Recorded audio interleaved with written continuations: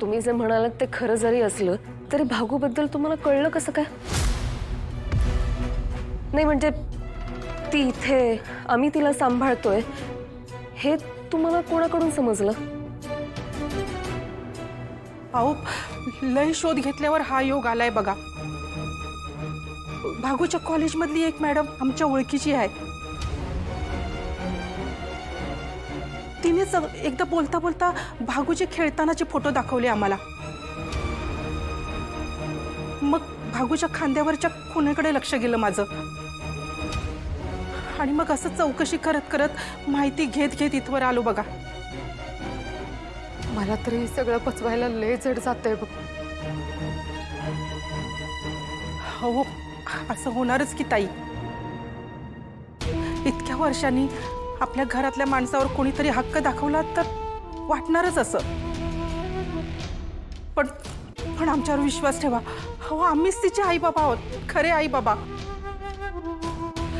पाहिजे तर तुम्ही आमची ते काय म्हणतात ते DNA टेस्ट करून बघा.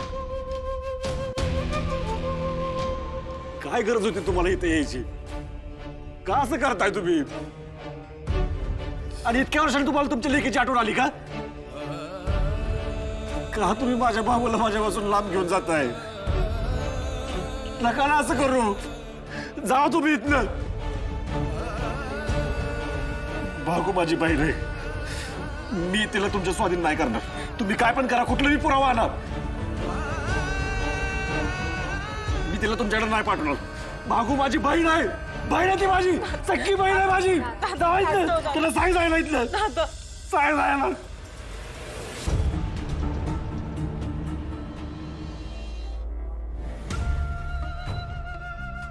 चिरंजीव प्यादी चुकू शकतात हे आम्हाला मान्य आहे. आमचा आमच्यावर लय विश्वास आहे. आम्ही चुकूच शकत नाही. डॅडी जरा इसकटून बोला हो. काय तुमची कोड्यातली भाषा समजण्या इतपत शत्रुबाया हुशार नाहीत ना. गप्तो का जरा सांगतो. चिरंजीव तुम्हाला काय वाटलं आम्ही त्या दोन माकडांना काय बंदुकीची भीती उगीच दाखवली का? अहो ते तिकडे चुकूच शकत नाही. त्यांना चांगलं माहिती आहे ते तिकडे चुकले का इकडे त्यांच्या मेंदूतून गोळी गेली आरपार. आणि सगळ्यात महत्वाचं म्हणजे हे आणि दुसरे हे, या दोन गोष्टींसाठी माणूस आपल्या बापाचा बी खून करू शकतो. अहो सरकार पडतात या दोन गोष्टींसाठी. प्राभाकर निर्मलाचं काय घेऊन बसलात तुम्ही? म्हणजे सूर्याची बर्बादी पक्की. पण मग तेजूचं काय? बायकोसाठी जीव तुटतोय. नका काळजी करू, आणू आपण त्यांना परत. एक लक्षात ठेवा, त्या सूर्याला आम्ही सोडणार नाही. त्याला तीळ तीळ मारत राहणार आणि मग शेवटी त्याचा जीव घेणार. लय हलक्यात घेतलाय त्याने आम्हाला. त्याला दाखवतोच जालिंदर निंबाळकर कोण येते.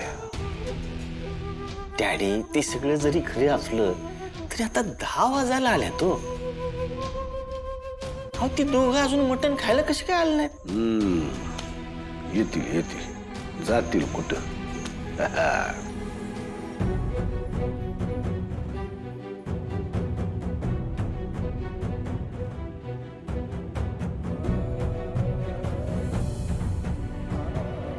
काय झालं वहिनी? अगं भागू दारच उघडत नाहीये आणि मला नाही वाटत ती आत्ता बाहेर येईल. हो असं नका बोलू. हो लय शोध घेत इथवर आलोय. आम्हाला तिला घेऊन जायचंय. तुम्हाला कळत नाहीये का? तिच्यासाठी एवढं सोपं नाहीये हे सगळं. तिचं जाऊ द्या, आम्हाला सुद्धा पचवायला जड जात आहे हे सगळं. ती तर लहान आहे. तिला खूप मोठा धक्का बसला असणार आहे. आणि साहजिकच आहे म्हणा, ज्या घरात आपण राहिलो लहानाचे मोठं झालो, इतक्या आठवणी सजवल्या. ते घर, ती माणसं आपली कुणीच नाही हे कळल्यावर दुसरं तरी काय होणार आहे. तिच्यासाठी हे स्वीकारणं सोपं नाहीये. भागू बाहेर आली, स्वतःहून काही बोलली तरच पुढचा निर्णय घेऊ आपण. निर्णय? कसला निर्णय? आमची लेख आम्हाला द्या. काय हो, तुम्ही तर म्हणला तुम्ही पुण्यात राहता, मग अशी अचानक कशी काय तुम्हाला तुमच्या लेकीची आठवण आली? अहो, आठवण अचानक कशी येईल ताई? किती वर्ष झाली आम्ही शोधतोय तिला, पण काही पत्ताच सापडत नव्हता. अहो, एक दोनदा या गावात पण आम्ही येऊन गेलो होतो, पण आमच्याकडे एक दोन फोटो सोडले तर दुसरं कायच नव्हतं बघा. मग कशी सापडणार ती आम्हाला? आता आमची लेक आम्हाला सापडली आहे ना, ती गमवायची नाहीये. हे बघा, तुम्ही पाहिजे तर चौकशी करा आमची. हां, आम्ही पुण्यामध्ये चांगले सेटल झालोय आणि आमच्या कामाबद्दल तर आपलं बोलणं झालंय ना. हे बघा, मी सगळ्यांना सांगते, आम्ही भागूची नीट काळजी घेऊ, पण आम्हाला तिला घेऊन जाऊ द्या. आणि ह्या घरात तिला जेवढं प्रेम मिळेल ना, तेवढंच आमच्या घरी बी मिळेल.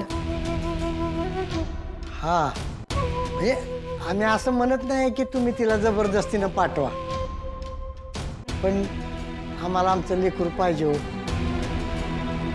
खरं तर आम्ही तिचे गुन्हेगार आहे. तिनं प्रत्येक परिस्थितीला स्वतःहून तोंड दिले, पण आम्ही तिला देवळात सोडलं आणि तुम्ही तिचा सांभाळ केला. ही वस्तुस्थिती आपण आता बदलू नाही शकत, पण आम्हाला आमचं लेकरू पाहिजे हो. आता तरी तिला आमच्या जवळ राहण्याचं सुख आमच्यापासून हिरावून देऊ नका हो.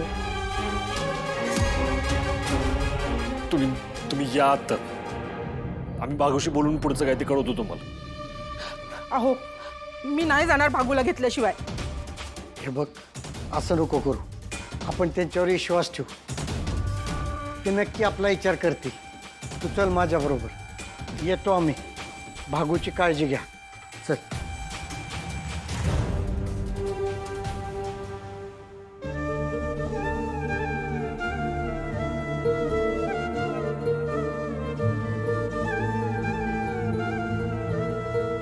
सूर्या, हे लवकरात लवकर सावरायला हवं. तू एकदा भागूशी बोलतोस का? तिचा वाढदिवसही नीट साजरा झाला नाहीये रे.